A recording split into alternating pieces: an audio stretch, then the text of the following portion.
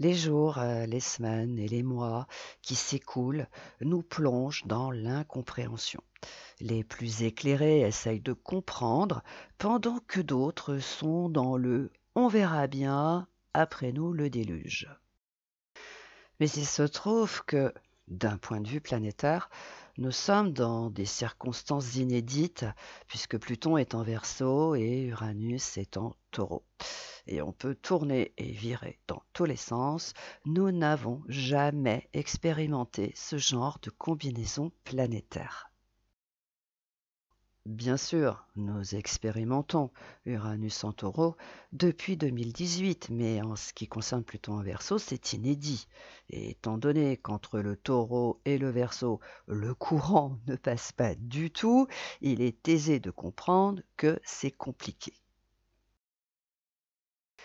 Et c'est d'autant plus compliqué que nous découvrons les effets du Verseau dans une autre version. Nous sommes bien loin du temps où Uranus était dans ce signe, c'était entre 1996 et 2003, et où Neptune l'a également occupé entre 1998 et 2011. Cependant, on peut avoir un petit aperçu si l'on se donne la peine de se souvenir de ce qui s'est produit au cours de ces années. Au fond, Pluton en Verseau fait ressortir les trucs planqués dans l'ombre qui étaient à la manœuvre à ce moment-là. Pourquoi? Parce qu'outre le fait que Pluton est une force, il révèle ce qui est dans les profondeurs et qui n'en est jamais sorti. Et n'en déplaise à ses fans, le Verseau symbolise les USA et ses valeurs qu'il revendique à toutes les occasions.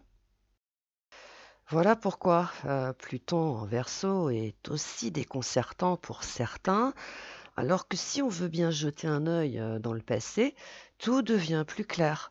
Pluton en Verseau prend une autre dimension.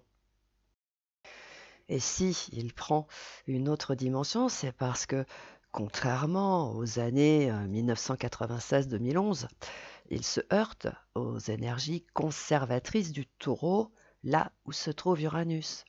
Ce qui passait crème entre 96 et 2011 ne passe plus du tout. On peut dire que ça coince carrément. Mais étant donné qu'il s'agit d'une force, le même processus continue en essayant de passer en force. On peut donc dire qu'un rapport de force s'est installé entre les vertus conservatrices du Taureau et les valeurs progressistes du Verseau. Et ce phénomène se répercute sur monsieur et madame tout le monde, qui sont tiraillés entre les vertus conservatrices de l'un et les valeurs progressistes de l'autre. Cela pour expliquer que nous sommes tous dans une situation inédite et de par ce fait, nous n'avons pas le mode d'emploi. Et si c'est aussi étrange, c'est parce qu'un carré relie le Taureau au Verseau. D'un point de vue primaire, cet aspect exprime un blocage et d'un point de vue secondaire, un choix qui aura des conséquences. Autrement dit, chacun perçoit à sa façon qu'un choix va devoir être fait et au fond, c'est cela qui est aussi déstabilisant. Et si c'est aussi déconcertant, c'est parce que des personnes éclairées l'ont compris, alors que d'autres s'en fichent comme de leurs premières chaussettes. Si vous vous demandez d'où viennent ces tensions, ne cherchez plus. Car là aussi, on peut dire ce que l'on veut du taureau. Les personnes qui sont réceptives sont réalistes et de nature responsable. Quant à celles qui sont sensibles au Verseau, et bien que cela va en déranger plus d'un, elles s'en fichent puisqu'elles ne pensent qu'à leurs intérêts perso. Alors, je sais que je viens de briser un mythe, mais le Verseau n'est pas du tout un signe altruiste. Derrière ces idées, ces idéaux, se cache un certain égoïsme dont personne ne veut parler, mais qui se révèle dans la vraie vie.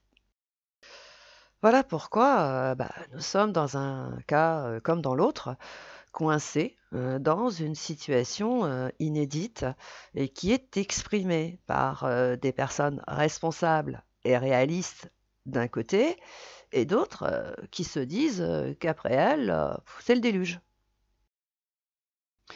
Et cette semaine, Pluton se distingue puisqu'il est au carré de Vénus qui arrive en taureau ce lundi et au sextile de Mars qui déboule en bélier ce mardi. Ces deux combinaisons planétaires vont illustrer ce que je viens de vous expliquer. Et si vous avez encore un doute, vous allez comprendre par A plus B que des personnes revendiquent les vertus conservatrices du taureau et que d'autres sont fans des idées progressistes du Verseau.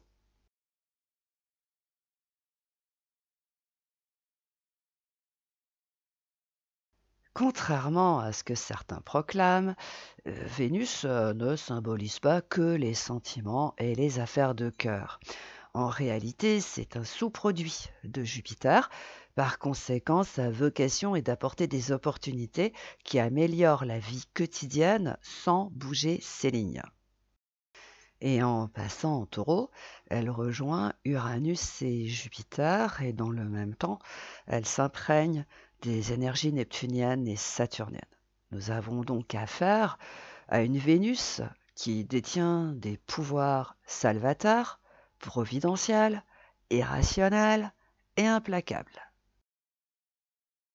Voilà pourquoi le passage de Vénus en taureau va se faire sentir, car on peut dire ce que l'on veut de ce signe, c'est une énergie dense, pragmatique, solide, résistante et qui ne s'en laisse pas compter. Au fond, elle rejoint l'arsenal planétaire qui donne du fil à retordre à la force plutonienne depuis le 22 janvier. Mais Vénus ne s'arrête pas là, car elle exprime également les goûts, les souhaits, les désirs, ce que nous aimons, ce que nous préférons, l'art de vivre. Au fond, ce carré Pluton en Verseau, Vénus en Taureau ne doit pas être vécu comme un blocage et rester dedans sans moufter.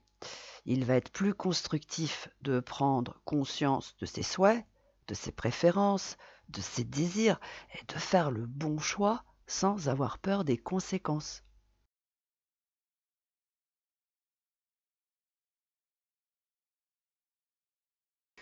Autant Vénus, qui est une planète rapide, tout comme Mars, est soutenue par des planètes d'envergure, autant Mars en bélier n'est soutenu par rien à part Pluton, et ça s'arrête là.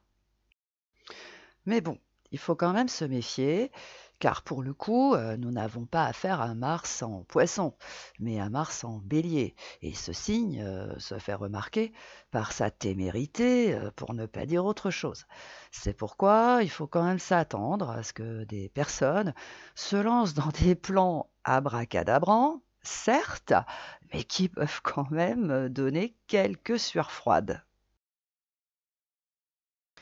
Et pendant ce temps-là, les personnes qui sont en affinité avec les énergies en eau et en terre vont sortir le pop-corn tout en se disant qu'elles ont eu raison de miser sur le temps et de ne rien lâcher.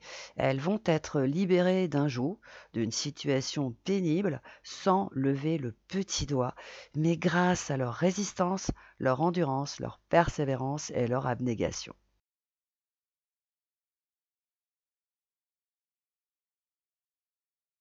Bélier, en passant dans votre signe, Mars, qui est votre planète fétiche, vous rend plus combatif que d'habitude.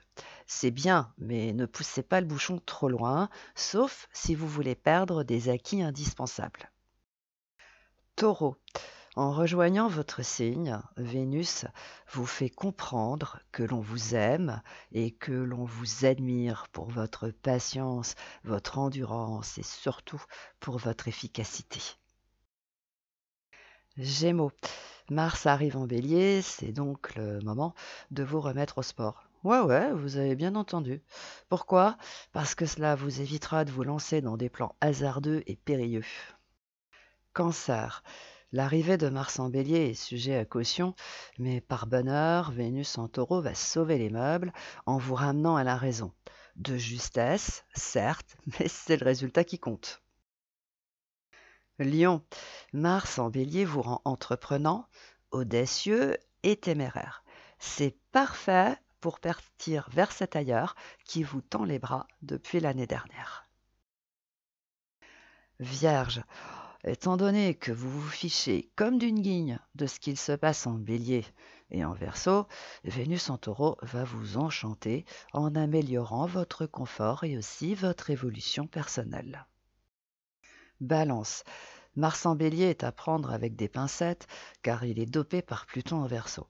Cependant, il a le mérite de vous sortir d'une galère et de vous redonner plus de liberté. Scorpion, restez en retrait car sans le savoir, vos détracteurs font le travail à votre place qui consiste à s'auto-saboter avec une dextérité remarquable. Sagittaire, Mars en Bélier vous procure une énergie extraordinaire. C'est bien, mais gardez bien à l'esprit qu'elle est dopée par la force plutonienne. Par conséquent, vos décisions ont des super pouvoirs.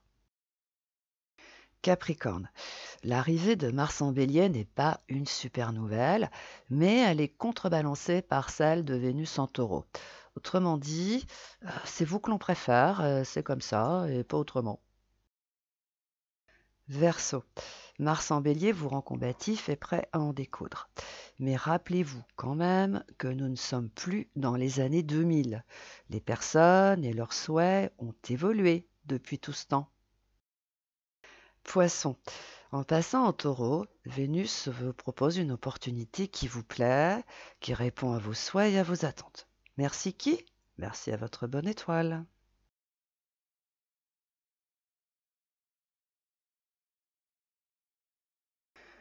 Au fond, cette situation inédite qui est installée depuis fin janvier démontre que la vie n'est pas linéaire et que nous sommes amenés à sortir de notre torpeur pour voir ce que nous ne voulons pas voir. Aussi, on peut se laisser aller à penser que cette combinaison planétaire inédite a vocation de nous faire comprendre que nous nous sommes laissés aller pendant toutes ces années et qu'il est temps de nous ressaisir. C'est la fin de cet horoscope. Merci de l'avoir écouté jusque-là. J'espère qu'il vous a plu, qu'il vous a ouvert des pistes de réflexion. Partagez-le car il peut aider une personne qui a besoin de comprendre ce qu'il se passe. Appuyez sur le pouce en l'air, laissez un commentaire, une émoticône, c'est encourageant. Je vous souhaite une agréable semaine.